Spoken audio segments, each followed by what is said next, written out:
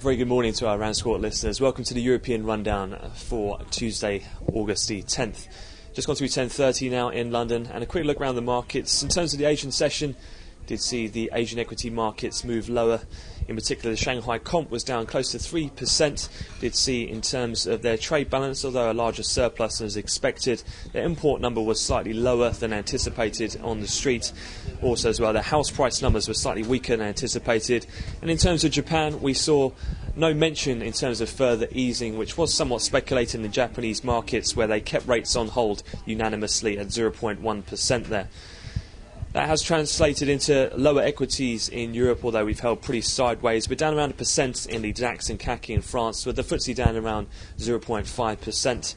A little bit of widening seeing the peripheral spreads, but nothing too much of note. Only the Irish spread has moved significantly, around a 2-week widening move of around 10 basis points. So we did see lower consumer confidence out of Ireland yesterday there, with their industrial production figure to come out shortly. But in terms of fixed income, things have been pretty light in terms of volumes, and Bund futures have been pretty locked in the sideways range in which we saw in yesterday's session. T-notes pretty similar, up just 2 ticks, as much of the focus there will be solely on the FOMC for 7:15 London time release this evening.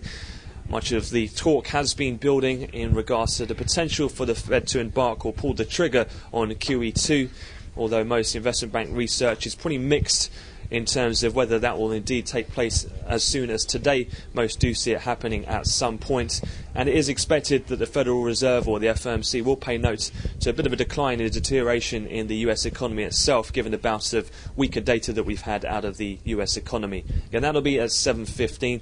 We'll have another update in terms of the European cash close, so I wish you all a great trading day.